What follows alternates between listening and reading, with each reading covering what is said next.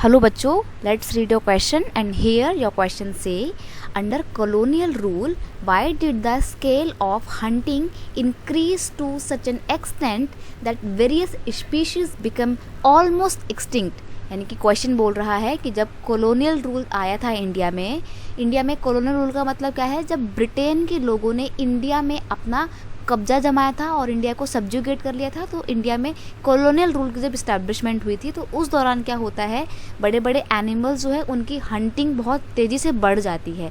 और ये हंटिंग इतनी ज़्यादा बढ़ जाती है कि कुछ स्पेसिफिक तरीके के जो एनिमल्स हैं वो लगभग विलुप्ति की कगार पे पहुंच जाते हैं, मतलब ऑलमोस्ट एक्सटिंक्ट होने की उसमें आ जाते हैं।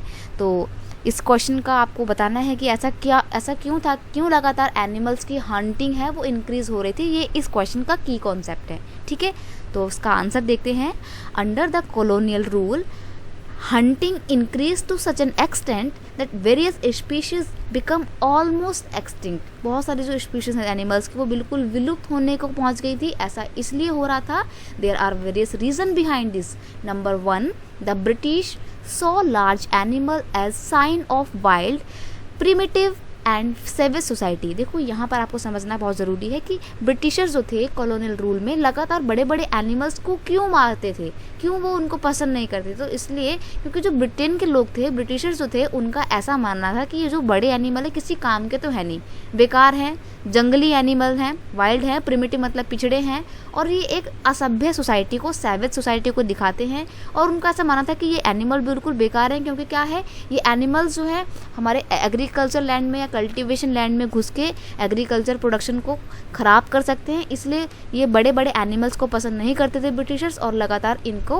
हंट करते थे, शिकार करते थे और मारते थे, ठीक है। They use to give reward for killing of tiger, wolves and other large animal on ground. अब जब कोई भी बड़े बड़े एनिमल्स को, जैसे कि टाइगर को, वुल्व्स को, लेपर्ड को मार देता था ग्राउंड पे, तो ये उन लोगों को रिवॉर्ड प्रोवाइड करते थे, ठीक है। They considered a threat to cultivators, यानी कि ये ज़्यादातर उन्हीं एनिमल्स को मारते थे जो उनकी कल्टीवेशन के लिए थ्रेट हो सकते थे, खतरा साबित हो सकते थे।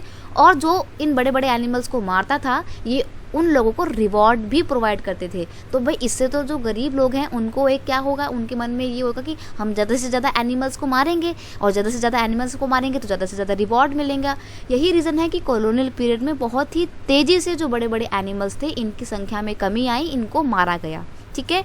एक और पॉइंट देखते हैं। Certain area of forest were reserve for hunting, मतलब इन्होंने हंटिंग को बढ़ावा देने के लिए क्या किया, कुछ स्पेसिफिक एरिया जो है ना फॉरेस्ट के, उन एरिया को रिजर्व कर दिया कि भाई यहाँ पर जो है हम क्या करेंगे, हंटिंग करेंगे, बड़े बड़े एनिमल्स जो है वो यहाँ पर, उनको यहाँ पे मारा जाएगा।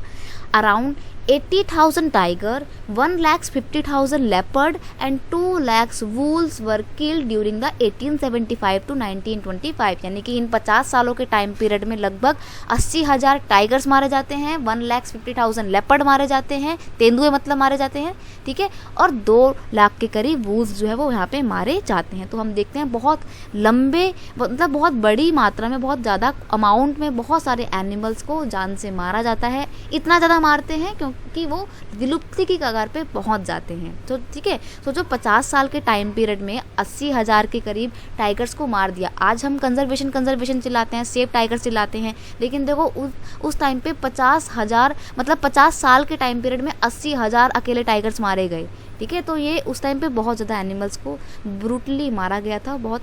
और दूसरी बात, जो ब्रिटिशर्स थे ये इनको इसलिए भी मारते थे क्योंकि ये उनके लिए एक जॉयफुल एक्टिविटी हुआ करती थी। आप यहाँ पर ये पॉइंट भी ऐड कर सकते हैं कि बड़े बड़े एनिमल्स को ब्रिटिशर्स इसलिए मारते थे क्योंकि ये उनके लिए एक जॉयफुल एक्टिविटी हुआ करती थी, ठीक है।